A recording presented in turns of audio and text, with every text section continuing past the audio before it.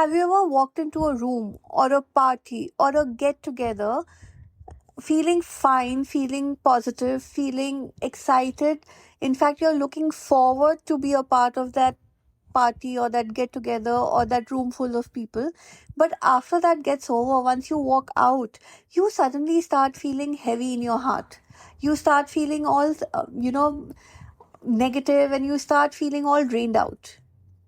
Well, this is not random. This is actually you coming in contact with someone called as a energetic vampire. Now, who is an energetic vampire? It is a person or a situation or a pattern that actually drains the energy from you. And most of the times, even those people don't know that they are being energetic vampires to you. So, the effect of being around an energetic vampire is, that you suddenly are just out of your energy and you're not yourself anymore. Okay? And you don't realize that somebody's taken that energy from you. Now, you cannot always avoid such people, correct? Because we are all social people. We all meet people. You go for so many get-togethers, so many parties. You meet so many people randomly. You don't know who will take away that energy from you. But what you can always do is learn to spot such people and then protect your peace without closing yourself or your heart. Hi, and welcome back to another episode of the Flight to Fulfillment podcast. I'm your host, Ratika Seth, your life enhancement coach and the founder of the Freedom Divas Hub. And today we are talking about a very interesting subject. And it's a subject which, most of us have experienced, but we rarely talk about it. Energetic vampires. Okay, now come on, they are not the ones from movies, but they are people, patterns, and situations that quietly drain your life force. Because here's the thing, understand that our energy is actually our currency, okay? And the minute somebody is, taking away our energy in cartloads without any limits, of course we feel bankrupt. It's like somebody siphoning off all the money from your locker. You'll suddenly feel bankrupt. You will be bankrupt, isn't it?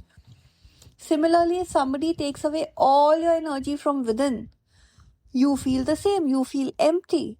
And that's why your heart feels heavy, and that's why you feel drained out. Now, once you know how to spot them, you can actually protect yourself and you don't have to dim your light just to stay safe. So here are my 5 steps for you to spot energetic vampires and protect your peace. Firstly, notice your own body signals, okay? Your body is your best friend. Your body never lies to you. So if you suddenly, after coming across somebody, if you suddenly feel drained, if you suddenly feel anxious, or you just feel heavy around someone without, you knowing why, that is a sign that your energy is being pulled. Pay attention to how you feel after those interactions, not just during those interactions.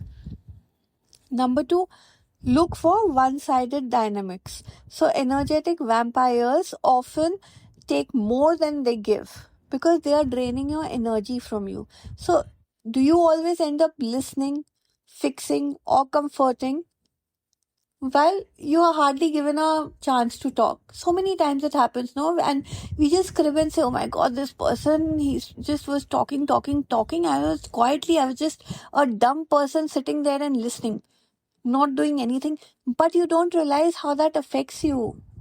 That imbalance is a red flag. Understand that. Number 3, beware of guilt and obligation. So if you constantly are feeling guilty for setting boundaries, if you are permanently kind of, feeling guilty and criticizing yourself for saying no to someone, it may be because they have learned to feed off your energy by making you responsible for their emotions. It is their energy. It is, their aura that has given you this guilt. Number 4, Set energetic boundaries, not just physical boundaries, okay? So boundaries are not just about saying no to actions. They are also about saying no to energy leaks. So protect your peace by limiting your time, managing your access, and keeping conversations clear and grounded when you are meeting such people. You don't have to spend all the time in the world with them. Limit your access to them. Manage your access to them. And finally, number 5, recharge intentionally. See, because you have to do this for yourself. So after interactions drain you, you just don't move on. You get ready for a reset. So if you've come back from somewhere feeling like this, deliberately take out some time, journal, meditate, go for a walk, or just do normal breathing exercises.